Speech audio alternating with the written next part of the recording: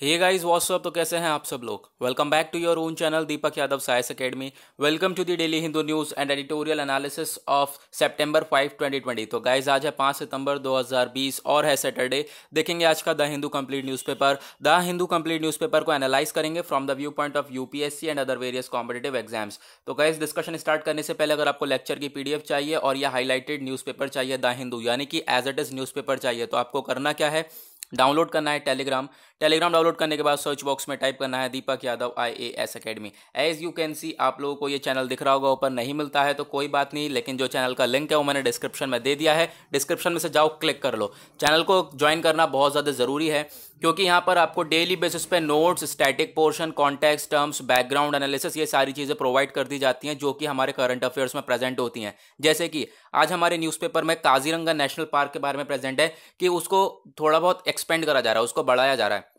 लेकिन उसका पूरा डिटेल नहीं मालूम।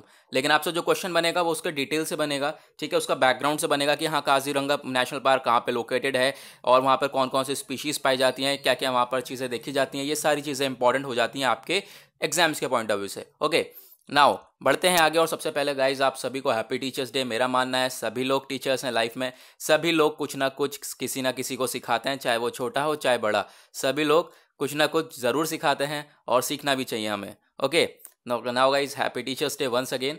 चलो डिस्कशन स्टार्ट करते हैं। आज लेट हो गया है काफ़ी ज़्यादा क्योंकि यार यहाँ पे काफ़ी ज़्यादा इंटरनेट का इशू पड़ जाता है कभी कभी। अब इंटरनेट का इशू हो जाता है तो फिर काफ़ी ज़्यादा प्रॉब्लम देखने को मिलती है, ना न्यूज़पेपर डाउनलोड होता है ना कुछ ओपन होता है, तो उसकी वजह से फिर मन नहीं करता। एक तो लेट हो जाता है तो फिर मन नहीं करता। तो गाइज़ यहाँ पर चलो हम रिकॉर्ड कर रहे हैं फ़िलहाल, और कोशिश करूँगा आज दोपहर में एक बार लाइव आने की, तो तब बात करेंगे मिलकर। ओके, चलो फिलहाल डिस्कशन स्टार्ट करते हैं। पेज नंबर 1 के ऊपर आप यहाँ पर आर्टिकल देखेंगे, ये वाला आर्टिकल है। अभी इसमें कोई आर्टिकल, इसमें कोई इतनी जान नहीं है, इसमें इतना इंपॉर्टेंट नहीं है आर्टिकल, बस खाली क्या हुआ है, राजनाथ सिंह जाकर अभी मीटिंग करे हैं कहाँ पर, Chinese counter part way in Moscow में मीटिंग हुई है राजनाथ सिंह जो हमारे डिफेंस मिनिस्टर हैं चाइनीज़ के साथ। ओके, तो अभी इंपॉर्टेंट आर्टिकल है नहीं इतना, जब कुछ आएगा इसके ऊपर तो फिर हम लोग डिस्कस करेंगे जैसे कि डेली करते हैं।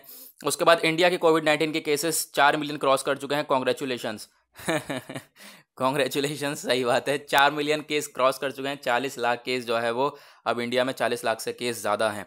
पेज नंबर 2 के ऊपर आते हैं, कोई आर्टिकल इंपॉर्टेंट नहीं है।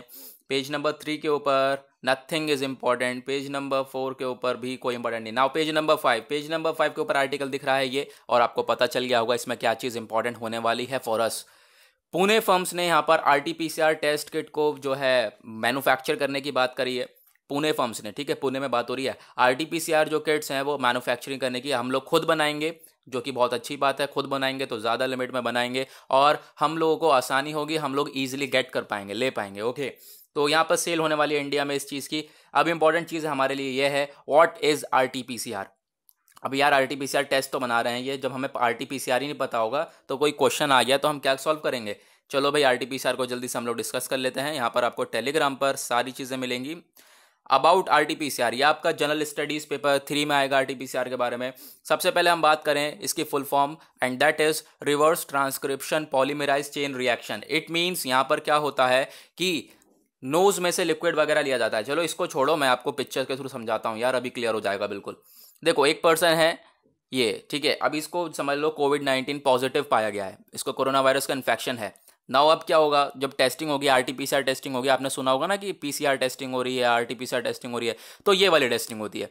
उसकी नाक में से जो है नेज़ल स्वाब लिया जाएगा, लिक्विड लिया जाएगा, उसके बाद उसकी टेस्टिंग करी जाएगी। ऐसे टेस्टिंग नहीं करी जाएगी, लिक्विड में से क्या करा जाएगा, उसके RNA को सेपरेट करा जाएगा with the other molecules present. जो उसमें और भी मॉलिक्यूल्स प्रेजेंट होता है लिक्विड में, उसमें से RNA को सेपरेट करा जाएगा, राइबोन्यूक्लिक एसिड को निकाला जाएगा, फिर RNA को कन्वर्ट करेंगे DNA में, ठीक है, क्योंकि जो टेस्टिंग होती है वो DNA की टेस्टिंग होती है। RNA की टेस्टिंग कैसे हो जाएगी, फिर RNA को कन्वर्ट करने लगेंगे हम लोग DNA में।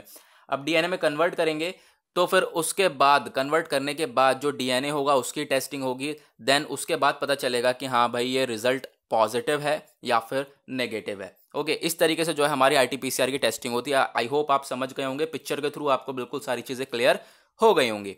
आगे बढ़ते हैं। पेज नंबर 6 के ऊपर दैट इज एडिटोरियल। एडिटोरियल होता है हमारे यूपीएससी के पॉइंट ऑफ व्यू से इंपॉर्टेंट, सभी को पता है। ये वाला आर्टिकल किस चीज़ के बारे में है? वही आर्टिकल जो कि पिछले 4 दिन से डिस्कस कर रहे हैं। क्वेश्चन आवर, 0 आवर डिस्कस करेंगे। क्या हुआ है इसमें, जो क्वेश्चन आवर है उसको ड्रॉप डाउन कर दिया गया है, पार्लियामेंट से हटा दिया गया है अभी फिलहाल के लिए, और 0 आवर है उसका जो टाइम है वो भी कम कर दिया गया है। तो इसको काफ़ी ज़्यादा क्रिटिसाइज करा जा रहा है इस आर्टिकल को, हम लोग डिस्कस करेंगे इसके बारे में।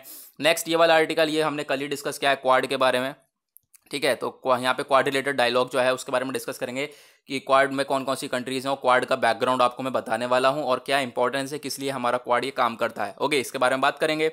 उसके बाद ये वाला आर्टिकल हमारे लिए इंपॉर्टेंट नहीं है, और ये वाला आर्टिकल हमारे लिए इंपॉर्टेंट ये भी नहीं है कह सकते हो, क्योंकि अभी हमने इसको डिस्कस कर लिया। ये आर्टिकल है किस चीज़ के बारे में? बेसिकली 118 जो अभी ऐप्स को बैन करा गया इंडिया के द्वारा, यही बात बोली जा रही है कि अभी हमने पहले भी ऐसा कर चुके हैं। पहले हम लोग क्या कर चुके हैं, अभी 56 चाइनीज़ ऐप्स को बैन किया था, आपको याद हो तो, है ना। फिर उसके बाद हम लोगों ने ये स्टेप उठाया। चलो इसको डिस्कशन स्टार्ट करते हैं। सबसे पहले हम लोग ये वाला आर्टिकल देखते हैं। ये इसमें क्या बात हो रही है? Parliament stifled business and a world of advice, ठीक है। अब यहाँ पर वर्ड ऑफ एडवाइस बोला गया है पार्लियामेंट को, लेकिन हुआ क्या है यहाँ पे, क्वेश्चन आवर को ड्रॉप डाउन कर दिया है। क्वेश्चन आवर कहा गया कि भैया हटा दो, पेंडेमिक की वजह से, कोरोना वायरस की वजह से काफ़ी ज़्यादा नुकसान हो सकता है, तो क्वेश्चन आवर को हटा दो और 0 आवर का टाइम कम कर दो। अब पहले हम लोग डिस्कस कर लेते हैं क्वेश्चन आवर और 0 आवर होता क्या है, उसके बाद हम आर्टिकल पे आएंगे कि यहाँ पर क्या बातें हो रही हैं। Now let's jump on to it. ओह चलो, यहाँ पर आपको मिल जाएगा, ये रहा। इंडियन पॉलिटी में आएगा हमारा क्वेश्चन आवर एंड 0 आवर, और आपका जनरल स्टडीज़ पेपर 2 में ये आर्टिकल हमारा लिंक कर सकते हो आप इंडियन कॉन्स्टिट्यूशन से। न्यूज़ में क्यों है? न्यूज़ में अभी रिसेंटली जो सेंट्रल गवर्नमेंट ने डिसाइड किया कि सस्पेंड कर दिया जाए क्वेश्चन आवर को, और 0 आवर का टाइम कम कर दिया जाए फॉर मानसून सेशन, क्योंकि हर बार मानसून सेशन आता है पार्लियामेंट में। अब ये इस मानसून सेशन में क्वेश्चन आवर और 0 आवर को कम करने की बात करी गई है। Okay, now in the past two the question hour has been suspended, यानी कि पिछले हमारे भूतकाल में भी ऐसा हुआ है, क्वेश्चन आवर को सस्पेंड करा गया है। नाउ अब डिस्कस करते हैं what is question hour. Definition देखें तो first hour of every Parliament sitting is slotted for the question hour, यानी कि अगर आप लोग गए पार्लियामेंट में, मान लो मीटिंग हो गई, ये हो गया हमारा पार्लियामेंट, इसमें मीटिंग हो रही है आज, सारे मिनिस्टर जाएंगे, जितने भी मिनिस्टर हैं सब गए।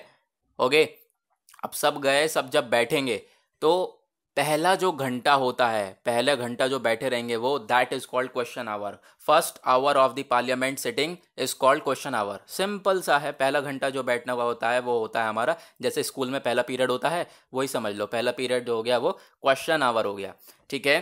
तो फिर गाइज ये हो गया हमारा कंप्लीट, तो उसको हम लोग कहते हैं क्वेश्चन आवर। और टाइम इसका पीरियड देख लोगे, टाइम पीरियड 11 AM से लेके 12 नून, यानी कि 11 से 12 बजे तक कुछ इसका टाइम पीरियड होता है। ओके, अब इस टाइम में होता क्या है भाई?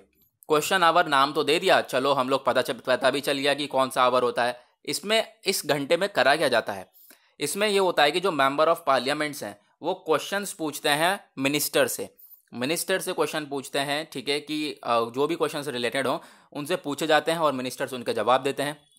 अब एक और क्वेश्चन उठता है कि वो क्वेश्चन कैसे पूछते हैं, ठीक है। अब क्वेश्चन आवर में 3 टाइप्स के क्वेश्चन होते हैं, याद रखना, बहुत इंपॉर्टेंट चीज़ है, क्वेश्चन बनेगा इससे 100%। तो काइंड्स ऑफ क्वेश्चन कौन से? 3 टाइप के क्वेश्चन होते हैं क्वेश्चन आवर में। एक होता है हमारा starred question, second one is unstarred question, and the third one is short notice question. सबसे पहले डिस्कस करें स्टेयर्ड क्वेश्चन क्या होता है। अब कोई हमें से अगर कोई स्टेयर्ड क्वेश्चन पूछता है तो उसका जो जवाब है वो मिनिस्टर कैसे देगा? यहाँ पर आप लोग देख रहे होंगे, जो मिनिस्टर है स्टेयर्ड क्वेश्चन का जवाब कैसे देगा? एक आप ओरली दे सकता है, ठीक है, मुंह जवानी। मान लो कि आपने मुझसे कोई क्वेश्चन पूछा, मैं आपको ऐसे जवाब दे सकता हूँ। उसके बाद अनस्टेयर्ड क्वेश्चन क्या होता है? उसमें मुझे रिटन आंसर देना पड़ेगा, लिख के आंसर देना पड़ेगा। ओके, स्टेयर्ड क्वेश्चन में क्या होता है? आप मुंह जवानी आंसर दे दोगे, अनस्टेयर्ड क्वेश्चन में लिख के दोगे, और शॉर्ट नोटिस क्वेश्चन इसमें लेस देन 10 डेज में तो आपको आंसर देना होता है। शॉर्ट नोटिस क्वेश्चन में क्या होता है कि आपसे अगर क्वेश्चन पूछा गया तो आपको 10 दिन के अंदर अंदर उस क्वेश्चन का आंसर देना पड़ेगा, that is called short. Okay, now अब उसके बाद डिस्कस करते हैं 0 आवर। अब हमारा 0 आवर क्या होता है? क्योंकि क्वेश्चन आवर को तो हटा दिया है बिल्कुल पार्लियामेंट से, और 0 आवर को क्या कर दिया है? कम कर दिया गया है, कर्टेल कर दिया गया है। 0 आवर एक इंडियन पार्लियामेंट्री इनोवेशन, अब याद रखना ये इंडिया का खुद का इनोवेशन है। इंडिया ने 0 आवर खुद इंक्लूड करा है, क्योंकि आपको पता होगा, आपने अगर इंडियन पॉलिटी पढ़ी होगी तो जो कॉन्स्टिट्यूशन है वो हमने काफ़ी हद तक ब्रिटिशर्स का से ले रखा है। 55% तक गवर्नमेंट ऑफ इंडिया एक्ट और ये सारी चीज़ें हैं ना, वहाँ से हमने ले रखा है, कॉपी कर रखा है। हमारे फंडामेंटल राइट्स हो गए, फंडामेंटल ड्यूटीज़ हो गए, वो हमने यूएसए से लिए हैं। उसके बाद जापान से कुछ चीज़ें ली हैं, आयरिश से कुछ चीज़ें ली हैं। तो यहाँ पर ऐसे ऐसे हमने जो है अपना कॉन्स्टिट्यूशन बना रखा है। लेकिन जो 0 आवर है, 0 आवर क्या है याद रखना, 0 आवर हमारा खुद का इंडिया का इनोवेशन है। क्वेश्चन बन सकता है आपसे। अब इसमें क्या होता है कि जो 0 आवर स्टार्ट होता है immediately after the question hour, यानी कि क्वेश्चन आवर खत्म हुआ 11 से 12, मतलब 11 से 12 बजे तक क्वेश्चन आवर होता है हमारा, और तुरंत ही 12 से 1 बजे तक जो होगा वो हमारा 0 आवर होगा। ठीक है, याद रख लेना इसको। अब यहाँ पर क्या होता है, कुछ इम्पैक्ट है इसका। ये बोला गया ओवर द लास्ट 70 ईयर्स जो MPs have successfully use the parliamentary device of question hour, यानी कि बहुत अच्छी तरीके से इस्तेमाल करा जाता है यार क्वेश्चन आवर का और 0 आवर का। तो इनको तो हटाना नहीं चाहिए था, इसमें तो अच्छी खासी डिबेट होती है, सारी चीज़ें मालूम चलती हैं, तो फिर इनको नहीं कम करना चाहिए था। कोई बात नहीं, यहाँ पे सिचुएशन थी, जब इतना देर बैठोगे आप तो थोड़ी देर और बैठना सही। तो अब यहाँ पर ये सारी चीज़ें बोली गई कि इतने टाइम बाद तो पार्लियामेंट ओपन हो रहा है, उसके बाद इतनी सारी चीज़ें जो है ऑब्वियसली ऐसे ही हैपेंड हो चुकी हैं, तो फिर उनके ऊपर तो हमें डिबेट करनी चाहिए थी। अभी आप देखोगे AGR एडजस्टेड ग्रॉस रेवेन्यू वाला सिस्टम जो हुआ, जो कि टेलीकॉम इंडस्ट्रीज़ को पे करना है, टेलीकॉम इंडस्ट्री AGR पे करेगी गवर्नमेंट को, है ना। तो इसके ऊपर पहले डिस्कशन वगैरह होना चाहिए था यार।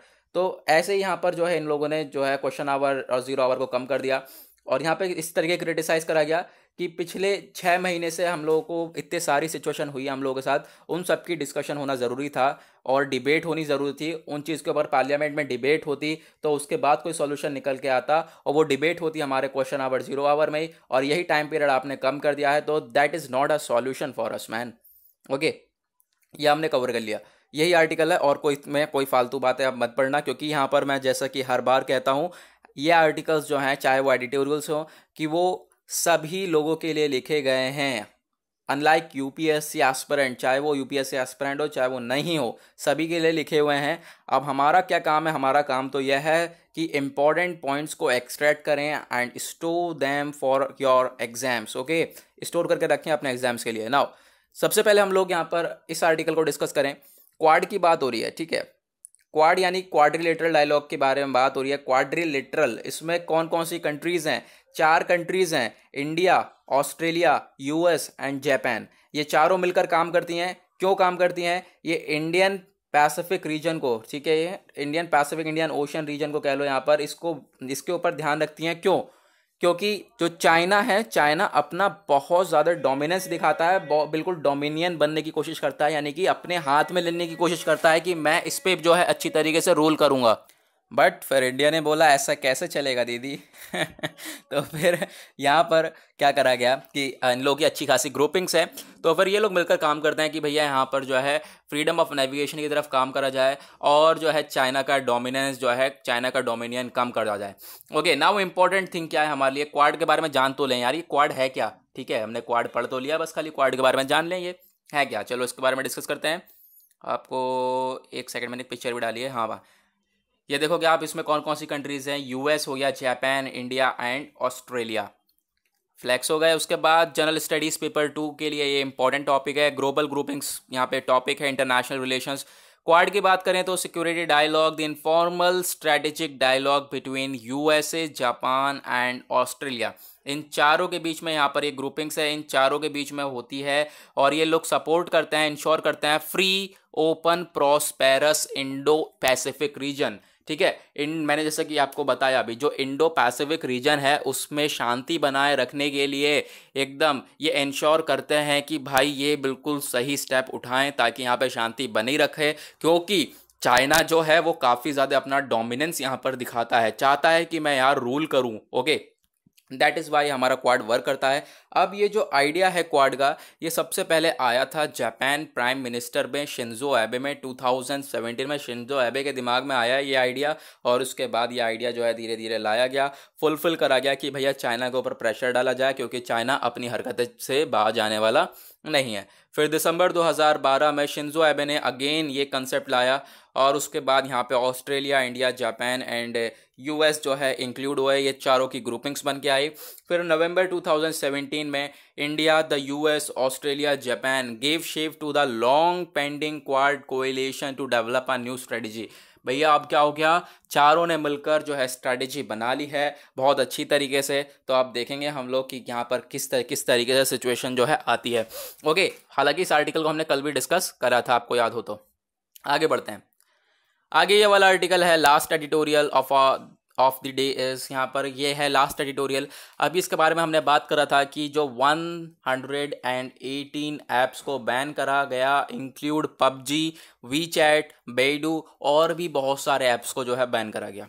क्यों बैन करा गया आपको पता है, बोला गया कि भाई हमारी कंट्री की प्रोटेक्शन के लिए हम इसको बैन कर रहे हैं, क्योंकि ये जो ऐप्स हैं ये डेटा को स्टील कर रहे हैं, यानी कि बाहर जा रहा है डेटा यहाँ से।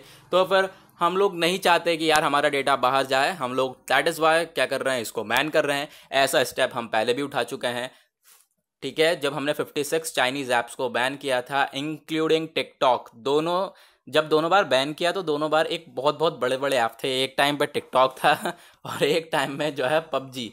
तो यहाँ पर जो है ये ऐप बैन हो चुके हैं। तो चलो इसके बारे में बात करेंगे बाद में, अभी तो फिलहाल यही आर्टिकल, और कुछ नहीं बोला गया इसमें। और कुछ यहाँ पर हमने कुछ ऐसी भड़ास भी निकाली एक तरफ से आप कह सकते हो, क्योंकि जून से जो है ऐसी सिचुएशन बनकर आ रही थी इंडिया और चाइना के साथ कि चाइना बार बार यहाँ पर LAC पे आ जाए, LAC से अंदर आ जाए इंडिया में, है ना। बॉर्डर डिस्प्यूट बहुत सारे देखे गए। 15 जून को गलवान वैली में क्लैश देखा गया, जिसमें हमारे 20 इंडियन आर्मी सोल्जर्स जो है वो मारे गए चाइनीज ट्रूप्स के द्वारा, है ना। ये सिचुएशन बनकर आई। उसके बाद जो है इंडिया कैसे जो है सपोर्ट कर सकता है। ओके, अब दोनों के जो रिलेशंस हैं वो समझ लो बिल्कुल तरह से ख़त्म हो चुके हैं यार, क्योंकि बहुत ज़्यादा सिचुएशन बन चुकी है। उसके बाद ये स्टेप उठाया इंडिया ने कि भाई पहले तो 56 चाइनीज़ ऐप्स को बैन करा गया, अब यहाँ पर 118 ऐप्स को और बैन कर दिया गया। चलो बहुत बढ़िया बात है, आगे बढ़ते हैं। Ground zero is not important for us, यहाँ पे ग्राउंड जीरो इंपॉर्टेंट नहीं है हमारे लिए। आगे बढ़ते हैं, पेज नंबर 8 के ऊपर आते हैं। आप यहाँ पर ये आर्टिकल देखोगे, Andhra Pradesh tally rises over 1 lakh in just 10 days. Andhra Pradesh में सिर्फ और सिर्फ 10 दिन में, सिर्फ आंध्र प्रदेश की बात हो रही है, सिर्फ और सिर्फ आंध्र प्रदेश रीजन में 10 दिन के अंदर 1 लाख से पार हो गए केस। तो आप समझ सकते हो कि क्या सिचुएशन हो रही है और आने वाले टाइम में क्या होने वाली है। India already 40 lakh cases cross कर चुका है। This is a huge a big number. Okay, चलो आगे डिस्कस करते हैं। और यहाँ पर हमारे लिए क्या इंपॉर्टेंट है भाई, पेज नंबर 9 के ऊपर आते हैं। पेज नंबर 9 पे यार पॉलिटिकल न्यूज़ है ये दोनों, ठीक है। ये पॉलिटिकल न्यूज़ है, सो इम्पॉर्टेंट नहीं है हमारे लिए बिल्कुल भी। तो आगे बढ़ते हैं हम लोग। ये वायरल ट्रैकर, आप वायरल ट्रैकर भी देख सकते हो अगर आप रोज़ाना केसेस पता लगाना चाहते हो कि कहाँ पर क्या क्या हाल चल रहा है, then you can see the viral tracker also. Okay, now ये वाला आर्टिकल आप देखेंगे, ये वाला आर्टिकल अच्छा आर्टिकल है आज का। क्या बोला है, रेलवे जो है वो डिक्रिमिनलाइज करने वाला है बैगिंग को। बैगिंग क्या होती है, जो लोग आप देखते होंगे ट्रेन की बोगी में भीख वगैरह मांगने वाले होते हैं, तो उनको हटाने की बात करी जा रही है। अगर कोई ऐसा पाया गया तो भाई उनके खिलाफ जो है एक्शन भी लिया जा सकता है।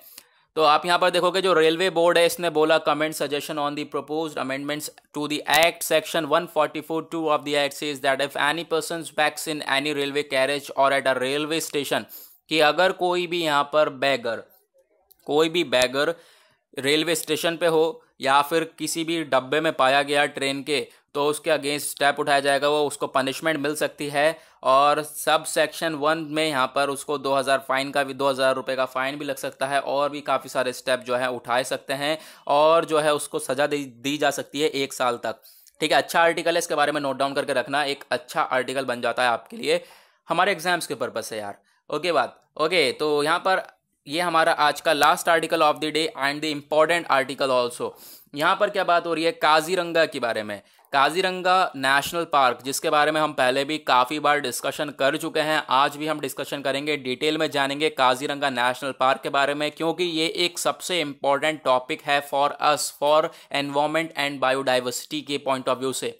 ओके, अब जो काजीरंगा है वो बात करी जा रही है उसको एक्सपेंड करने की, भैया काजीरंगा को बढ़ाने की बात करी जा रही है बाय 3053 हेक्टेयर से यहाँ पर उसको बढ़ाने की बात करी जा रही है, जो कि बहुत अच्छी बात है। हम लोग फॉरेस्ट की तरफ दिमाग बना रहे हैं, फॉरेस्ट को बढ़ाने की कोशिश कर रहे हैं। असम गवर्नमेंट ने अप्रूव करा कि भाई एडिशन एरियाज कौन कौन से होंगे, नगांव और सोनितपुर जो है वो एडिशन एरियाज होंगे, इनको जो है इंक्लूड करा जाएगा इस पूरे के पूरे नेशनल पार्क में।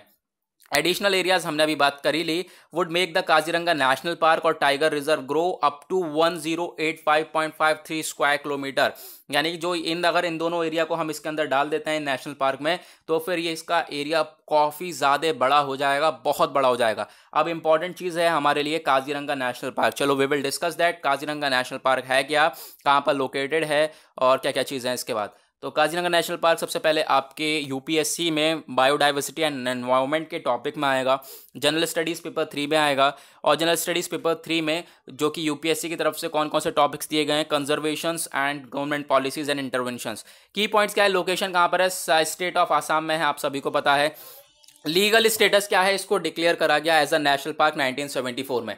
याद रखना, नेशनल पार्क इसको डिक्लेयर कर दिया गया था 1974 में, और इसको डिक्लेयर करा गया एक टाइगर रिजर्व भी डिक्लेयर करा गया 2007 में। उसके बाद एरिया वगैरह इसका देख ही सकते हो। इंटरनेशनल स्टेटस भी मिला हुआ है इसे, बहुत बहुत बहुत बहुत इंपॉर्टेंट पॉइंट, इंटरनेशनल स्टेटस मिला हुआ है। क्या, क्योंकि इसे यूनेस्को वर्ल्ड हेरिटेज में इंक्लूड करा गया है, यानी कि यूनेस्को वर्ल्ड हेरिटेज वालों ने क्या कर रखा है, इसको एक प्रोटेक्शन दे रखी है, ठीक है, 1985 से जो इसको ये प्राप्त है।